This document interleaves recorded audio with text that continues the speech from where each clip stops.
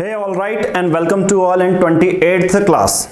Okay, now आज हम discuss करने वाले हैं राइट टू इक्वालिटी। आगे को अपनी क्लास बढ़ाते हुए डिस्कस करेंगे। आज आर्टिकल नंबर 14, ठीक है, आर्टिकल नंबर 14, 15 जितने भी इस लेक्चर में हो पाए वो हम करेंगे। उसके बाद डेली के बेसिस पे तो आपको पॉलिटी के लेक्चर रिसीव होते ही हैं, ठीक है ना। वो आज का डिस्कशन राइट टू इक्वालिटी रहने वाला है। अब तक हमने क्या कर लिया था, देखिए, जैसा कि हमने क्लास 6 तक चैप्टर 6 तक हमने हैंड रिटन नोट्स बनाए। बट अगर आप देखेंगे फंडामेंटल राइट से, ठीक है, अगर आप देखेंगे फंडामेंटल राइट यहाँ से आप देखेंगे तो हर एक पेज जो है एज ए नोट है अपने बेसिस पर, ठीक है, अपने इटसेल्फ में ही ये नोट्स के फॉर्म में दिया गया है लक्ष्मीकांत। यानी कि कोई भी ऐसी लाइन नहीं है जो कि आपके लिए इंपॉर्टेंट मैटर नहीं करती है, ठीक है। बाकी ये ऑलरेडी लक्ष्मीकांत जो भी इंपॉर्टेंट रहेगा, जो भी चैप्टर इंपॉर्टेंट रहेगा वो मैं आपको बता दूंगा। बाकी मैं इनिशियल में एक पेज इसका भी इंक्लूड करता हूं लक्ष्मीकांत का, ताकि आप अपने लक्ष्मीकांत में किस तरह से ऐसे अंडरलाइन कर सकते हैं वो दिखा सकूं, ठीक है। बाकी साथ साथ में आप लक्ष्मीकांत की बुक भी लेकर चलते हैं, ताकि जो भी लाइन में मैं लाइन बाइज लाइन करता हूं, ठीक है। तो 6th एडिशन अपडेटेड के बेसिस पर बताता हूं, हमने पढ़ लिया है। आपके पास अगर 5th एडिशन है तो ये है पेज नंबर 7.4। बाकी इसमें 6th एडिशन का भी मैं एडअप करने वाला हूं, ठीक है। तो बाकी राइट टू इक्वालिटी इसको स्टार्ट करने से पहले आप हमारे पेड कोर्सेज को ले सकते हैं। देखिए, हमारे पास 2 पेड कोर्सेज हैं। एक है ईयरली प्लान, जहां पर डेली के बेसिस पर आपको क्या मिलता है, डेली द हिंदू नोट्स पूरे 1 साल तक 499 रुपीज़ में दिए गए नंबर पर गूगल पे फ़ोन पे कर सकते हैं, और रिस्पेक्टिव जो नंबर के बेसिस पे हम आपको अपने ग्रुप से ऐड कर लेते हैं, ठीक है। जो ईयरली प्लान है उसके बेसिस पर आपको ये 3 ग्रुप मिलते हैं। प्राइवेट करंट नोट्स, जहां पर डेली के बेसिस पर आपको नोट्स मिल जाते हैं, द हिंदू के प्राइवेट स्टडी मटेरियल PDF मिल जाती है, और पेड ग्रुप जहां पर डेली के बेसिस पर एस्पिरेंट आंसर राइटिंग करते हैं, क्योंकि आंसर राइटिंग बहुत ज़्यादा इंपॉर्टेंट हो जाती है। देखिए, जैसे ये अभी लाइव है तो हम यहाँ पर लाइव भी करते हैं डेली के बेसिस पर, ठीक है। ये जो एस्पिरेंट है अपनी आंसर राइटिंग यहाँ पर सबमिट करेंगे। अगर मैं किसी को ओपन करूँगा तो देखिए, कोई भी रैंडम, आज है ऐसे वाला, संडे का दिन था, तो ये ऐसे राइटिंग की जाती है यहाँ पर, ठीक है। फिर चेक करके हर के बताए जाते हैं कि कौन से आपका सही है या कौन सा गलत है। उसके बाद दूसरा जो पेड कोर्स है वो NCERT UPSC 6 to 12 NCERT test series है। 25,000 से ज़्यादा क्वेश्चन है सभी सब्जेक्ट के, history, geography, polity, economics, science. और जब भी ये आप वीडियो देख रहे हैं वो एप्लीकेबल है, आप कभी भी इसको अवेल कर सकते हैं 499 रुपीज़ में। प्रीवियस ईयर CSET के भी क्वेश्चन यहाँ पर आपको मिलेंगे, और मोस्टली जो है NCERT की टेस्ट सीरीज आपको यहाँ पर मिल जाएंगी। तो ये तो था पेड कोर्सेज के बारे में। अब हम आगे को डिस्कस कर लेते हैं, कौन कौन सी चीज़ें हमने डिस्कस करनी है, ठीक है। नाउ यहाँ पर अभी हम देखेंगे कि राइट टू इक्वालिटी में ये सबसे ज़्यादा मैटर करता है, ये वाला जो राइट है, ठीक है। तो स्टार्ट करते हैं। पहला राइट टू इक्वालिटी, ठीक है। हमने 12 और 13 पढ़ लिया ना। आर्टिकल 12 स्टेट को बताता है कि एक स्टेट क्या है, यूनियन गवर्नमेंट है, स्टेट गवर्नमेंट है, कोई प्राइवेट कंपनी है, म्यूनसिपैलिटीज़ है, लोकल गवर्नमेंट है। ये आर्टिकल 12 में आता है। आर्टिकल 13 में क्या आता है, लॉ, यानी कि पार्लियामेंट द्वारा बनाया गया कानून, लोकल गवर्नमेंट द्वारा बनाया गया कानून, ठीक है, स्टेट लेजिस्लेचर द्वारा बनाया गया कानून, ऑर्डिनेंस वाला। ये पिछले लेक्चर में डिटेल में मैं समझा चुका हूँ, ठीक है, इसको हम डिस्कस नहीं करेंगे। या नॉन लेजिस्लेचर वाले, कभी कभी हमारी जुडिशियरी भी कोई कानून लेके आती है ना। तो जो नॉन लेजिस्लेचर फॉर्म वाले होते हैं वो स्टेट और लॉ के बारे में मैं बता चुका हूँ। तो कभी भी अब स्टेट आएगा तो ये सब चीज़ें हो सकती हैं, म्यूनसिपैलिटीज़, प्राइवेट कंपनीज, ये सब उस पर इंक्लूड हो सकती हैं। आज का हमारा जो पढ़ना है वो है right to equality. Right to equality में हम 2 चीज़ पढ़ेंगे। एक है पहला इक्वलिटी बिफोर लॉ, ठीक है, इक्वलिटी बिफोर लॉ। एक होगा equal protection of law, equal protection of law. अब यहाँ पर 2 चीज़ें हैं। अब यहाँ पर 2 चीज़ें हैं आपको देखने को मिलता है। सबसे पहले मैं आर्टिकल बता देता हूँ। यहाँ पर आर्टिकल 14 इंक्लूड रहेगा। कौन सा आता है, आर्टिकल 14। अब ये कहता है कि state shall not deny to any person equality before law और equal protection of law within the territory of India. Bharat की टेरिटरी में, यानी कि जितने भी स्टेट हैं, जितने भी यूनियन टेरिटरीज हैं, सभी लॉ के सामने इक्वल हैं और सभी को इक्वल प्रोटेक्शन भी मिलेगा। अब इनके बारे में डिटेल में मैं डिस्कस करूंगा, बट आर्टिकल 14 में तो यही कहा गया है, जो भी स्टेट है, स्टेट मतलब यहाँ राज्य की बात नहीं हो रही है उत्तराखंड या उसकी, इसलिए पिछले लेक्चर में स्टेट बता दिया है कि कौन कौन सी चीज़ें स्टेट होंगी। तो सभी within the territory of India हर एक पर्सन को लॉ के सामने वो सभी को इक्वली ट्रीट किया जाएगा और सभी को इक्वल प्रोटेक्शन मिलेगी। ठीक है, अब नाउ यहाँ पर दो चीज़ें आती हैं। यहाँ पर पर्सन से क्या मतलब है, पर्सन में स्टैट्यूटरी कॉर्पोरेशन मतलब पार्लियामेंट द्वारा बनाई गई कोई बॉडी हो सकती है, कंपनीज हो सकती हैं, रजिस्टर्ड सोसाइटी हो जाती है, या किसी भी टाइप का लीगल पर्सन हो सकता है। ओके, नाउ सबसे पहला क्या है, इक्वलिटी बिफोर लॉ। तो एक एक कॉन्सेप्ट को अच्छे से समझाता हूँ। ठीक है, अच्छे से समझाते हुए चलता हूँ। सबसे पहला है इक्वलिटी बिफोर लॉ। ठीक है, अब जैसे नाम से क्या लग रहा है, लॉ के सामने सभी इक्वल हैं।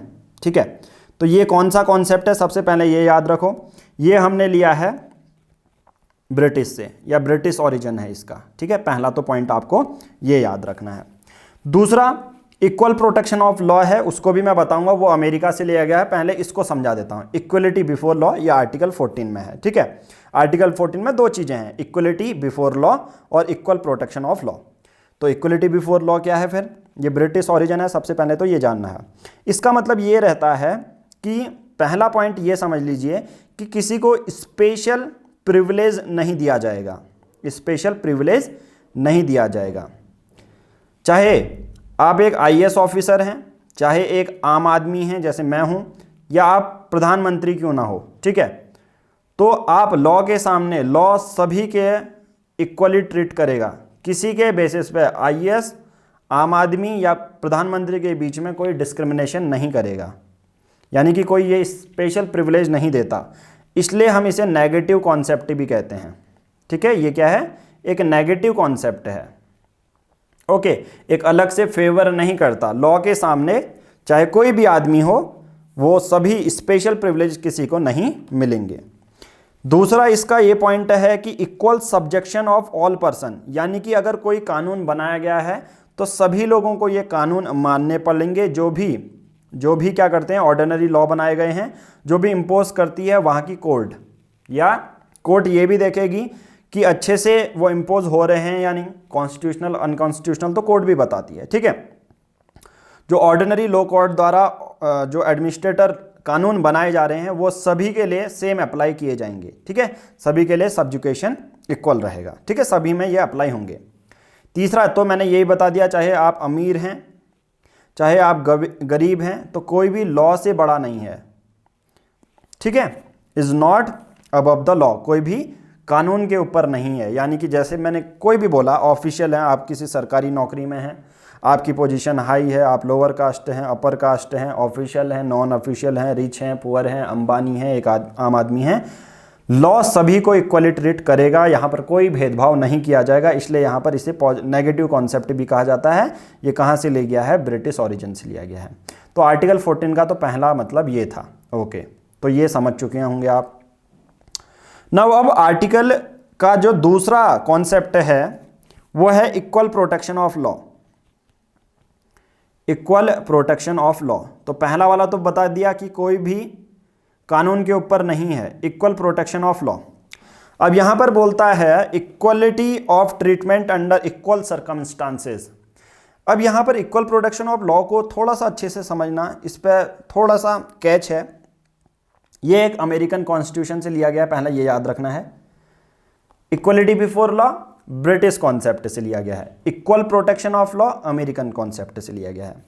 यानी कि यहां पर देखने को मिलता है कि इक्वल सर्कमस्टांसेस में, तो इसका पहला पॉइंट ये है कि इक्वल सर्कमस्टांसेस में जो पर्सन होते हैं उनको इक्वली ट्रीट किया जाता है। ओके, इक्वल सर्कमस्टांसेस में पर्सन को इक्वली ट्रीट किया जाता है, both in privilege conferred and liabilities imposed by the laws. अब एग्जांपल में ए, बी और सी का जो पैरा है, जैसे बी में क्या लिखा गया है, similar application of the same laws to all person who are similarly situated. जो सिमिलरली सिचुएटेड हैं उनमें सिमिलरली कानून भी अप्लाई होगा। अब ये आपको समझ नहीं आ रहा होगा, सी भी पढ़ लीजिए, the like should be treated alike. ठीक है, अब यहां पर एक मैं एग्जाम्पल देना चाहता हूं, एग्जाम्पल के बेसिस पर आप इसे समझेंगे। ठीक है, यहां पर हमारे एक मित्र हैं प्रसाद भाई, वो हमेशा ये एग्जाम्पल देते रहते हैं, तो मैं उनका ही एग्जाम्पल यूज़ करूँगा।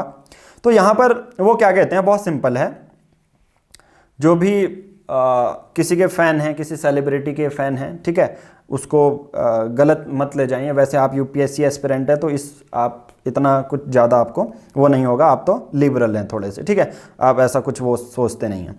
ओके, नाउ यहाँ पर सपोज मान के चलिए, फैक्ट है, मैं कोई ऐसा मनगढ़ंत कहानी नहीं, सपोज मान के चलिए हिट एंड रन केस है सलमान खान पे, ठीक है। तो सलमान खान के अगर फ़ैन हैं तो आप कमेंट बॉक्स में ऐसा वो मत करना कि अरे कहीं भी चढ़ा देंगे ये गाड़ी, ठीक है, ऐसा नहीं। तो यहाँ पर हिट एंड रन केस है सलमान खान के ऊपर, ठीक है। अब यहाँ पर कोई एक आम आदमी है, उसका भी हिट एंड रन केस है, ठीक है, हिट एंड रन केस दोनों है। अब सलमान खान के पास कौन से लॉयर होंगे बचने के लिए? कौन से लॉयर हैं? एक बड़े पहुंचे हुए लॉयर हैं जिन्होंने बहुत ज़्यादा केसेस जीते हैं, क्योंकि करोड़ों उनको दिए जा रहे हैं, तो उनके पास ये लॉयर हैं। पर कोई आम आदमी है, ठीक है, आम आदमी है, उसके पास तो लॉयर भी नहीं है ना। कोई गरीब ऑटो वाला है तो उसको तो पता ही नहीं है कि यार लॉयर है या नहीं, लॉयर होगा या नहीं, लॉयर आएगा तो उसको कितने पैसे देने पड़ेंगे। तो आप यहाँ पर समझ सकते हैं कि like should be treated alike. यहाँ यानी कि आप देखो ना, सिमिलर सर्कमस्टांसेस हैं क्या यहाँ पर? बिल्कुल भी नहीं है। यानी कि आप ये कह सकते हैं कि किसी दो पर्सन को जो जिनके इक्वल सर्कमस्टांसेस हैं, यानी कि सपोज दोनों ही हैं बड़े बड़े आदमी, अंबानी और सलमान खान हैं दोनों ही, तो अंबानी तो फिर भी और ऊपर वो हो जाते हैं, पर दोनों ही लॉयर हायर कर सकते हैं। तो इक्वल सर्कमस्टांसेस कहाँ आए, है ना? तो सिंपल सी बात है, लॉ ये कहता है कि अगर सर्कमस्टांसेस अलग हैं, सिचुएशन अलग हैं, तो उनको डिफरेंटली ट्रीट किया जाएगा। यानी कि यहाँ पर सरकार अपने वकील को यहाँ पर उनके लिए हायर करेगी, उस ऑटो वाले के लिए। अगर हिट एंड रन किसी वजह से हुआ है तो सरकार अपनी तरफ से, हालांकि उतना ज़्यादा पहुँचे हुए वकील को तो नहीं दे देंगे वो, पर सरकार ये करती है कि उनको इक्वल प्रोटेक्शन देती है। मतलब कानून के अंदर इक्वल प्रोटेक्शन देना पड़ता है अलग अलग जो क्लास वर्ग के होते हैं, तो अलग अलग डिफरेंट सिचुएशन है। तो इक्वल प्रोटेक्शन ऑफ लॉ का मतलब आप समझ चुके होंगे कि यहाँ पर डिस्क्रिमिनेशन किया जा सकता है, बट सिमिलर सर्कमस्टांसेस अगर नहीं होंगे तो। ओके, तो आप आई थिंक ये क्लियर हो चुका होगा। अब यहाँ पर ये भी कहता है the supreme court held that where equals है, इक्वल्स मतलब जैसे बहुत, अभी मैं दूसरे एग्जाम्पल भी दूंगा, equals and unequals are treated differently, ठीक है। Article 14 does not apply. Simple सी बात है, अगर यहाँ पर सेम ही अगर कानून है इनके लिए, ठीक है, सेम ही कानून अगर जो गवर्नमेंट अगर इनको खुद से लॉयर नहीं देगी तो यहाँ पर डिस्क्रिमिनेशन हो जाएगा, ठीक है। हालांकि देखो, इक्वलिटी बिफोर लॉ, लॉ के सामने सब सेम है, but equal protection of law में तो यही बोलता है कि अलग अलग अगर सर्कमस्टांसेस अलग हो जाते हैं तो यहाँ पर कानून जो होती है उनको इक्वल प्रोटेक्शन करती है, अलग अलग उनकी अगर सिचुएशन हो तो, ठीक है। आई थिंक ये आपका क्लियर हो चुका होगा। अब देखो, यहाँ पर ये बोला जाता है article 14 forbids class legislation. Article 14 ये नहीं कहती है कि अलग अलग क्लास बनाओ, जैसे अलग अलग कैटेगरी मत बनाओ, पर ये आर्टिकल 14 ये अलाउ करती है कि रीजनेबल क्लासिफिकेशन आप कर सकते हो किसी पर्सन का। जैसे महिलाएं होंगी, वीमेन के लिए एक अलग लॉ लाए जा सकते हैं, वीमेन सेफ्टी के लिए लॉ लाए जा सकते हैं, ठीक है। दूसरा, but the classification should not be arbitrary, ठीक है। वीमेन सेफ्टी के लिए लाए जा सकते हैं, बट क्लासिफिकेशन अगर आप कर रहे हो, अलग सा लॉ उनके लिए बनाए जा रहे हो, तो सिंपल सी बात है, at the end article equal protection of law का मतलब ये होता है कि कानून ये इंश्योर करता है जो नीचे वर्ग के लोग हैं जिनके पास उतनी चीज़ें नहीं है, तो कानून उनके लिए अलग से बनाया जाएगा। मतलब सेम ही कानून सभी के लिए अप्लाई नहीं होगा। एक और एग्जाम्पल देता हूँ, इनकम टैक्स। अब इनकम टैक्स का मतलब क्या है, इक्वल प्रोटेक्शन ऑफ लॉ का मतलब क्या होता है?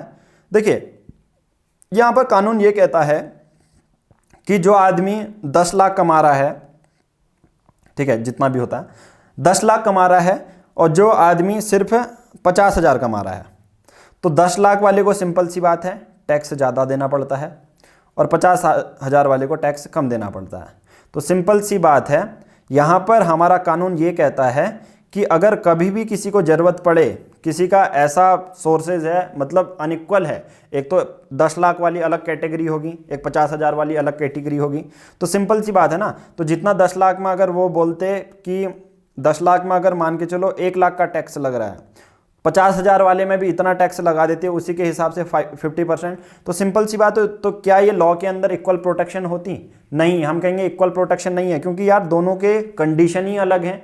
एक 10 लाख बड़ा बड़ा ऊंचा, एक तो है कहाँ राजा भोज, ये राजा भोज है, कहाँ गंगू तेली हो गया फिर ये, यानी कि राजा भोज हर एक के राजा भोज हैं, उनसे सरकार 1-1 लाख रुपए ले रही है, बट जो 50,000 है सेम ही टैक्स लगाएगी। तो इक्वल प्रोटेक्शन ऑफ लॉ तो मिला ही नहीं। तो एक्चुअल में यही चीज़ की कही जाती है पूरे उसमें कि जो गरीब तबके के लोग हैं उनके लिए सिमिलर कानून अप्लाई नहीं होंगे। ठीक है, मतलब एक कानून अगर बनाया जा रहा है तो सिमिलर अप्लाई नहीं होंगे।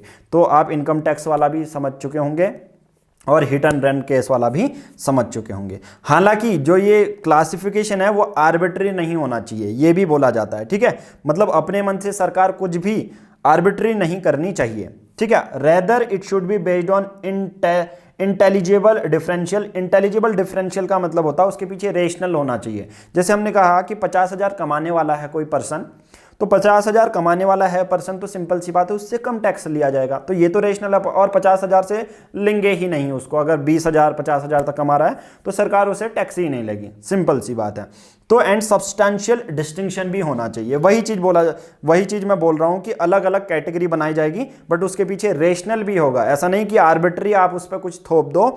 अगर कोई गरीब तबके का है या अनइक्वल है, कोई जिसके पास उतनी फैसिलिटी नहीं है, उतना कमा ही नहीं रहा है, तो सिंपल सी बात है उसके लिए कानून अलग होगा। तो इक्वल प्रोटेक्शन ऑफ लॉ। ठीक है, तो आई थिंक ये आप समझ चुके होंगे। अब ये देखो, ये एक पॉजिटिव कॉन्सेप्ट है। पॉजिटिव कॉन्सेप्ट है क्यों? हमने कहा इक्वलिटी बिफोर लॉ में चाहे आईएएस है, प्रधानमंत्री जी हैं, आम आदमी है, सब कोई डिस्क्रिमिनेशन नहीं है, कोई भी लॉ के ऊपर नहीं है, किसी को स्पेशल प्रिविलेज नहीं दिए जा रहे हैं। तो एक तरह से नेगेटिव तभी हम कॉन्सेप्ट उसे कहते हैं। ठीक है, सभी लोग समान हैं, नेगेटिव कॉन्सेप्ट। बट यहाँ पर जो नीचे दबे हुए लोग हैं, जिनके पास उतनी ज़्यादा फैसिलिटी नहीं है, तो कानून ये कहता है उनके बेसिस पर उनके लिए अलग कानून अप्लाई होंगे। सेम ही कानून सभी के लिए अप्लाई नहीं होगा। इनकम टैक्स अगर किसी को देना है तो ऐसा नहीं कि यार जो अमीर आदमी है उसको बहुत ज़्यादा देना पड़ेगा, गरीब आदमी को भी बहुत ज़्यादा देना पड़ेगा। यहाँ पर हमारा कानून फेवर करता है जिसके पास उतनी ज़्यादा फैसिलिटी नहीं है। तो हम ये कहते हैं कि ये एक पॉजिटिव कॉन्सेप्ट है। आई होप आपको ये समझ में आया होगा। ओके, अब मैं आपको बताता हूँ रूल ऑफ लॉ। अब क्या बताता हूं? Rule of law. अब रूल ऑफ लॉ, इनका नाम याद रखना है, एवी डाइसी। इनकी बुक है एक, बुक में इन्होंने रूल ऑफ लॉ को समझाया हुआ है। रूल ऑफ लॉ को एवी डाइसी साहब ने अपनी बुक में समझाया हुआ है रूल ऑफ लॉ को। ये कहते हैं कि जो कॉन्सेप्ट है इक्वलिटी बिफोर लॉ, वो रूल ऑफ लॉ का ही एलिमेंट है, मतलब कानून के सामने सभी सेम। तो रूल ऑफ लॉ एक्चुअल में कहता क्या है? ये एक ब्रिटिश ज्यूरिस्ट थे एवी डाइसी, उन्होंने अपने बुक में लिखा था कि रूल ऑफ लॉ क्या होगा। अब रूल ऑफ लॉ के 3 अगर उसके कैरेक्टर आप समझ जाते हैं, 3 एलिमेंट समझ जाते हैं, तो आप रूल ऑफ लॉ को समझ पाएंगे। रूल ऑफ लॉ बहुत सिंपल सी बात कहता है। रूल ऑफ लॉ बहुत सिंपल सी बात कहता है, नाम से लग रहा है ना। रूल ऑफ लॉ यानी कि एक सेट ऑफ प्रोविजंस हैं जो लिखे गए हैं, एक कानून बनाने में लिखे जाते हैं। यानी कि आर्बिट्री पावर का एब्सेंस होना, कोई भी मनचाही अपनी पावर का यूज नहीं कर सकता। ठीक है, that is no man can be punished except for breach of law. जब तक आपने कानून नहीं तोड़ा है आपको पनिश नहीं किया जाएगा। आप लॉ को फॉलो करेंगे तो आपको कोई जेल में नहीं डाल सकता। तो रूल ऑफ लॉ ये कहता है कि आर्बिट्री पावर की एब्सेंस होना, आर्बिट्री पावर नहीं होना रूल ऑफ लॉ कहलाएगा। ओके, दूसरा ये बोल जाता है equal subjection of all citizen. चाहे आप अमीर हैं गरीब हैं, वही ये पैरा समझा चुका हूं। जो भी ऑर्डिनरी लॉ कोर्ट एडमिनिस्ट्रेट करता है कोई भी कानून, तो सभी लोगों में इक्वल सब्जेक्शन होगा, इक्वली अप्लाई होगा वो कानून। ठीक है, तो इक्वल सब्जेक्शन है, इक्वलिटी बिफोर लॉ का एलिमेंट है एक। ठीक है, तीसरा primacy of right of individual, मतलब लोगों के अधिकार को तवज्जो दी गई है, प्राइमेसी सुप्रीम माना गया है। रूल ऑफ लॉ का जो कॉन्सेप्ट है थर्ड वाला, देखो इंडियन कॉन्स्टिट्यूशन में तो जो पहले और दूसरा कॉन्सेप्ट है कि कोई भी आर्बिट्री जो पावर है वो नहीं लगेगी, इक्वल सब्जेक्शन होगा। बट तीसरा क्या कहने को मिलता है कि constitution is the result of right of rule of law के एलिमेंट बता रहा हूँ, ठीक है। पहला और दूसरा तो इंडियन कॉन्स्टिट्यूशन से पूरी तरह प्रिंसिपल जो है मिलके चलता है, पैरेलल। बट थर्ड जो मैं पॉइंट बता रहा हूँ रूल ऑफ लॉ का, वो इंडियन कॉन्स्टिट्यूशन में अप्लाई नहीं होता है, ठीक है। अब यहाँ पर क्या बोला गया है, बहुत सिंपल है कि constitution is the result of right of individual as defined and enforce by court of law rather than constitution being the source of individual right. अब जैसे ब्रिटिश में होता है, ये वाला जो तीसरा पॉइंट है ना, ब्रिटिश में क्या होता है कि रिटन कॉन्स्टिट्यूशन तो है नहीं, सिंपल सी बात है। जो भी पार्लियामेंट बोलती है लोगों के अधिकार के लिए, उसको कॉन्स्टिट्यूशन में डाल दिया जाता है, ठीक है, उसको कॉन्स्टिट्यूशन बना दिया जाता है। ओके, तो यानी कि ये बोला जाता है कि कॉन्स्टिट्यूशन कब बना, मतलब पहले लोगों के राइट्स आए, उसके बेसिस पे कॉन्स्टिट्यूशन फ्रेम किया गया। रेदर देन अगर मैं इंडिया के बारे में बात करूं, इंडिया, आपको कैसे पता है कि आपका फंडामेंटल राइट क्या है? तो सिंपल सी बात है, आप कहते हैं कि कॉन्स्टिट्यूशन में लिखा गया है। आप क्या कहते हैं? कॉन्स्टिट्यूशन में लिखा गया है। तो सिंपल सी बात है, constitution is the source of individual right. तो भारत का जो सिंपल सी बात है, कॉन्स्टिट्यूशन सोर्स है लोगों के मौलिक अधिकार का, लोगों के राइट्स का। रेदर देन ऐसा नहीं है कि constitution is the result of right of individual. I think आप इसको समझ चुके होंगे, बहुत सिंपल सी बात है। ऐसा नहीं कि राइट ऑफ इंडिविजुअल के बेसिस पे कॉन्स्टिट्यूशन बना रहे हैं, नहीं। हमारा कॉन्स्टिट्यूशन पहले बना था और कॉन्स्टिट्यूशन सोर्स है एक तरह से। हम कहते हैं ना यार, मैं कहूँगा आर्टिकल, मैं कहूँगा राइट टू लाइफ है, आप कहोगे कैसे है, मैं कहूँगा कैसे है आपसे, आप कहोगे यार कॉन्स्टिट्यूशन में लिखा है। तो सिंपल सी बात है, हम ये कह सकते हैं कि इंडिया क्या है, constitution is the source of individual rights. Okay, उसके बाद हमेशा मैं बोलता था कि बेसिक स्ट्रक्चर कभी चेंज नहीं हो सकता। तो सुप्रीम कोर्ट ने ये बोला है, जो रूल ऑफ लॉ आर्टिकल 14 में है, वो एक बेसिक स्ट्रक्चर बनाता है। अब कोई भी याद रखना, कॉन्स्टिट्यूशन का अगर बेसिक स्ट्रक्चर में सुप्रीम कोर्ट ने बता दिया कि ये बेसिक स्ट्रक्चर है, उसको कभी भी डिस्ट्रॉय डिलीट नहीं किया जा सकता है, ठीक है। तो ये हमेशा ही आप याद रखना, ओके, उसको कभी भी डिस्ट्रॉय नहीं किया जा सकता है। ओके, तो ये रूल ऑफ लॉ हो गया, करेक्ट, समझ में आ गया आपको कि constitution is the source of individual right rather than constitution is the result of individual right. मतलब कॉन्स्टिट्यूशन तब नहीं बना जब लोगों के राइट्स बने, तब उसके बेसिस पर कॉन्स्टिट्यूशन नहीं बन रहा। तो जैसे जैसे सर्कमस्टांसेस आते हैं, अपने अलग अलग राइट्स लाते हैं, उसको कॉन्स्टिट्यूशन में डाल दिया जाता है। बट हमारे पास तो पहले से राइट कॉन्स्टिट्यूशन ही हमें देता है। और सुप्रीम कोर्ट तो ये भी कहता है कि जो रूल ऑफ लॉ आर्टिकल 14 में मेंशन है, वो एक बेसिक स्ट्रक्चर फॉर्म करता है। और कभी भी याद रखना, कोई भी अगर बेसिक स्ट्रक्चर फॉर्म करता है तो पार्लियामेंट के पास भी उतनी पावर नहीं रहती कि उसको डिस्ट्रॉय या डिलीट कर सके। ओके, तो आई थिंक मैं आर्टिकल 14 के जितने भी एंगल थे, इक्वलिटी, देखो मैं एक तरह से लास्ट में समरी बना देता हूँ आर्टिकल 14 की, क्योंकि हर एक आर्टिकल को समझना बहुत ज़्यादा इंपॉर्टेंट है। आर्टिकल 14 की समरी क्या है, देखो जितने भी एंगल हैं वो बताता हूँ। सबसे पहले इक्वलिटी बिफोर लॉ, पहला एंगल हो गया। इक्वल प्रोटेक्शन ऑफ लॉ और rule of law. Equality before law एक नेगेटिव कॉन्सेप्ट है, इक्वल प्रोटेक्शन ऑफ लॉ एक पॉजिटिव कॉन्सेप्ट है। इक्वलिटी बिफोर लॉ ब्रिटिश का ओरिजिन है और equal protection of law USA का। रूल ऑफ लॉ तीसरा है। और रूल ऑफ लॉ में एक चीज़ याद रखना कि ये बेसिक स्ट्रक्चर बनाता है। बस छोटी छोटी चीज़ें तो पता होनी चाहिए आपको, बस यही एंगल है। इसको डिस्ट्रॉय कभी नहीं किया जा सकता रूल ऑफ लॉ को। इक्वल प्रोटेक्शन ऑफ लॉ में जो अनइक्वल्स होंगे, इक्वल्स होंगे, उनको अलग अलग ट्रीट किया जाएगा, कानून उनके बेसिस पर फ्रेम किया जाएगा। इक्वलिटी बिफोर लॉ, कानून के सामने सभी सेम है, कोई डिस्क्रिमिनेशन नहीं हो सकता, ठीक है। तो ये सभी एंगल हैं।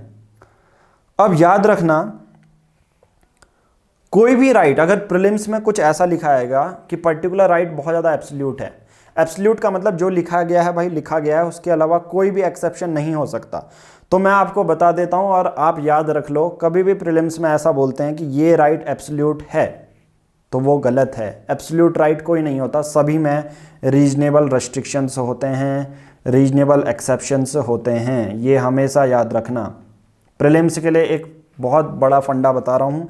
कभी भी किसी ने बोला कि रीजनेबल ये एब्सोल्यूट है, यानी कि इसमें जो लिखा गया है वो फाइनल है, इसके अलावा कोई एक्सेप्शन हो ही नहीं सकते, तो वो गलत होगा स्टेटमेंट, क्योंकि हर एक मौलिक अधिकार में कुछ ना कुछ एक्सेप्शन किन्हीं ना किन्हीं लोगों को दिए जाते हैं, चाहे वो वेलफेयर करने के लिए, चाहे हमारे बड़े बड़े पोस्ट जो कॉन्स्टिट्यूशनल पोस्ट है उनके लिए ही क्यों ना। तो वैसे ही एक्सेप्शन टू इक्वलिटी, जैसे हमने बोला इक्वलिटी बिफोर लॉ, लॉ के सामने सभी इक्वल हैं, सभी को इक्वल ट्रीट किया जाएगा। बट आज मैं आपको बताऊंगा कुछ एक्सेप्शंस, फिर उसके बाद ये आर्टिकल 14 हम खत्म कर देंगे, ठीक है। एक्सेप्शन क्या है? बहुत सिंपल सी बात है। एक्सेप्शन याद करने के लिए पहला जो पॉइंट है एक्सेप्शन का, ठीक है, पहला जो पॉइंट है एक्सेप्शन का, बहुत सिंपल सी बात याद रखना कि पहला जो पॉइंट है वो ये कहता है कि rule of equality before law is not absolute, there are constitutional and other exceptions. ये एब्सोल्यूट नहीं है, एब्सोल्यूट का मतलब मैंने ऑलरेडी बता चुका हूं, ठीक है। पहला है हमारे जो प्रेसिडेंट होते हैं और गवर्नर होते हैं उनको इम्यूनिटीज़ होती है, ठीक है, उनको इम्यूनिटीज़ मिली हुई है आर्टिकल 361 के अंदर। अब जितने भी ये मैं बता रहा हूँ वो कॉन्स्टिट्यूशनल हैं, ठीक है, वो कौन से एक्सेप्शंस हैं, संविधान में लिखे गए हैं, ये ऐसा नहीं कि बाद में कानून बनाया गया। पहला क्या है, देखो, अगर जो प्रेसिडेंट हैं, जो भी उनकी पावर है, जो भी ड्यूटीज़ हैं, जब भी वो ऑफिस वाला अपना काम करते हैं, ठीक है, जो भी अपना काम करते हैं, तो वो आंसरेबल नहीं है कोर्ट को।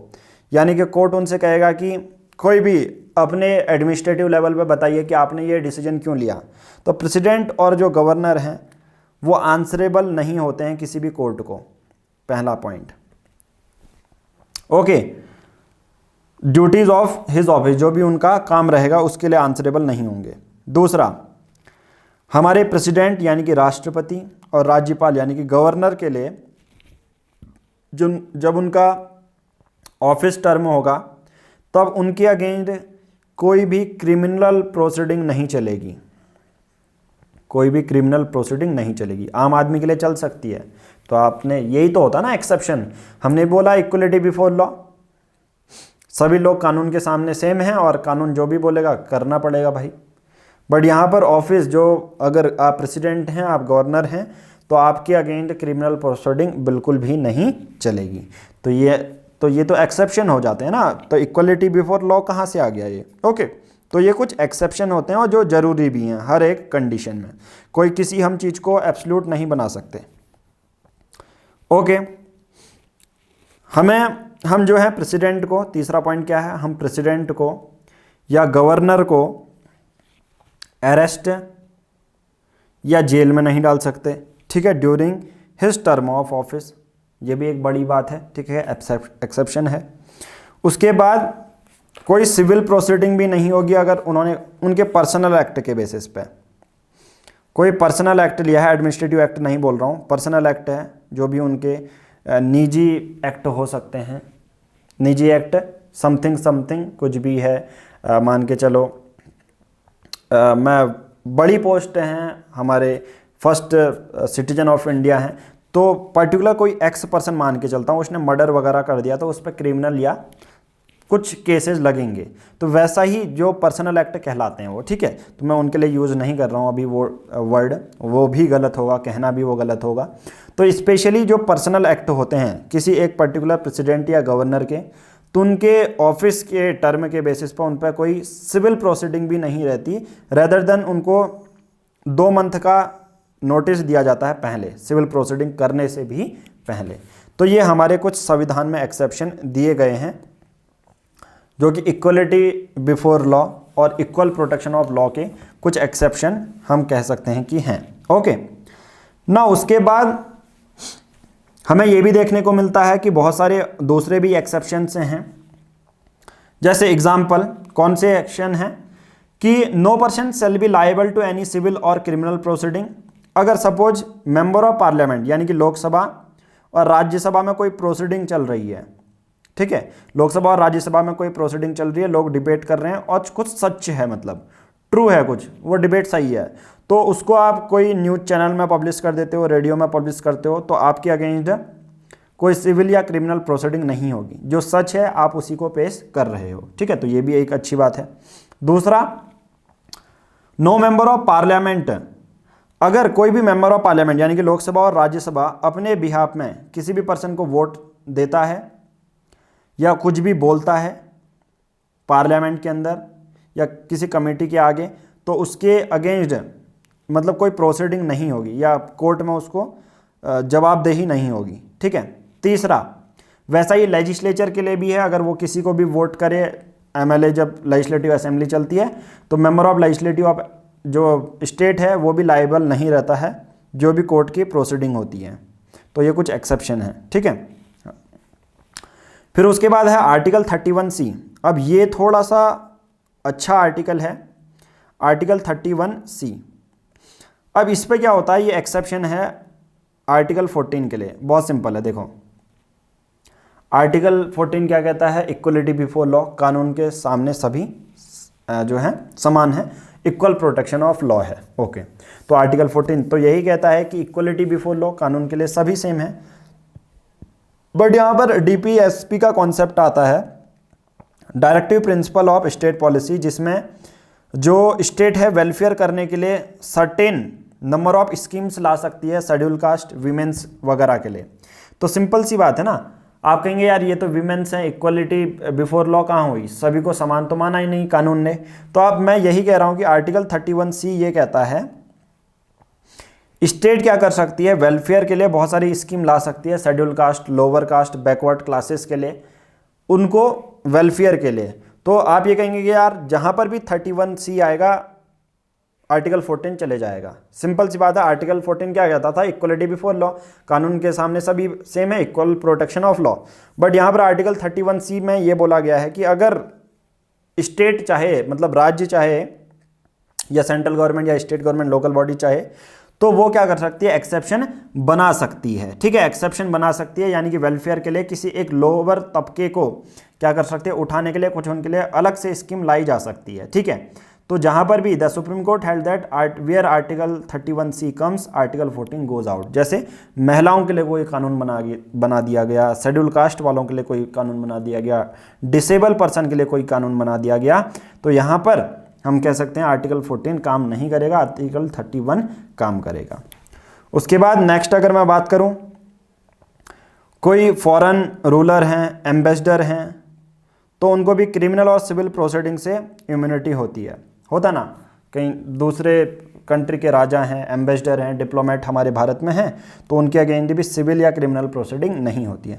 और आर्टिकल 31C वाला आप समझ चुके होंगे, ठीक है, ये इंपॉर्टेंट है।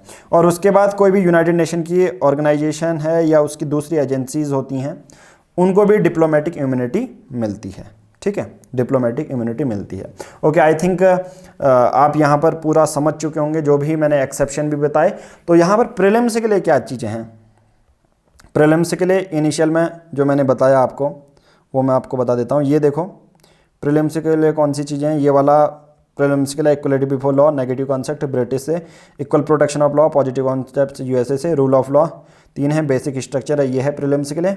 और दूसरा आपको याद रखना है एक्सेप्शन, ठीक है, कोई भी प्रीलिम्स के लिए एक पॉइंट ये याद रख लो, कोई भी जो लॉ है, राइट टू इक्वलिटी है या कोई भी फंडामेंटल राइट है, वो एब्सोल्यूट नहीं है, वो एब्सोल्यूट नहीं होगा, उस पर रीजनेबल रेस्ट्रिक्शन लगेंगे ही लगेंगे, कुछ एक्सेप्शन हर किसी में होंगे, ठीक है। तो आर्टिकल 31C भी इंपॉर्टेंट है, ठीक है। आर्टिकल 31C बहुत सिंपल सी बात है, कहता है जो बैकवर्ड उनके लिए अलग से प्रोविज़न बनाए जा सकते हैं जो कि इक्वलिटी बिफोर लॉ नहीं आता। तो आर्टिकल 14 जहाँ भी आर्टिकल 31C आएगा, आर्टिकल 14 काम नहीं करेगा, क्योंकि वो तो यार राज्यों के लिए ही, जो वेलफेयर के लिए, कल्याण के लिए बनाया जा रहा है। तो आई थिंक आपको ये पूरा कंप्लीट समझ में आया होगा जो भी मैंने समझाने की कोशिश की है। और अगला हम करेंगे आर्टिकल 15 और आगे के करते रहेंगे। आज हमने पूरा equality before law, equal protection of law और रूल ऑफ लॉ ये पूरा समझा। इतने बड़े कॉन्सेप्ट आज हमने समझ लिए हैं। आर्टिकल 14 कंप्लीट आर्टिकल 14 हम कर चुके हैं। तो आज की इस वीडियो में हम इतना ही करेंगे। बाकी अगर आप एनसीईआरटी कर चुके हैं और एक दो अटेम्प्ट दे भी चुके हैं तो आपके लिए टेस्ट सीरीज है 25,000 से ज़्यादा क्वेश्चन। सभी लोगों का, एक्सपर्ट का ये भी मानना है कि आप जितने ज़्यादा क्वेश्चन सॉल्व करेंगे उतना ज़्यादा फायदा है। तो एनसीईआरटी 6 to 12 को और ज़्यादा स्ट्रॉन्ग बनाना है, ठीक है। बाकी रेफरेंस बुक के लिए तो विजन आईएएस फाइनल वाली टेस्ट सीरीज आप करते ही हैं, बट एनसीईआरटी के टेस्ट सीरीज भी आप एक चैप्टर कर रहे हैं 30 क्वेश्चन अटेम्प्ट कर लो। तो बहुत सिंपल प्राइसेज हैं, 499 रुपीज़। आपको एक ही नंबर पर मैसेज करना है 7505134891। इस नंबर पर ही पेमेंट करनी है, तो डायरेक्ट आपको टेस्ट सीरीज मिल जाएंगी जब भी आप ये वीडियो देख रहे हैं, ठीक है। बाकी उसके साथ साथ दूसरा प्लान भी है, बाकी इस नंबर पर आप कॉल भी कर सकते हैं, इस नंबर से समझ भी सकते हैं, टेस्ट सीरीज भी मिल जाएगी, ईयरली सब्सक्रिप्शन भी आपको मिल जाएगा। तो बाकी इस वीडियो में इतना ही, थैंक यू।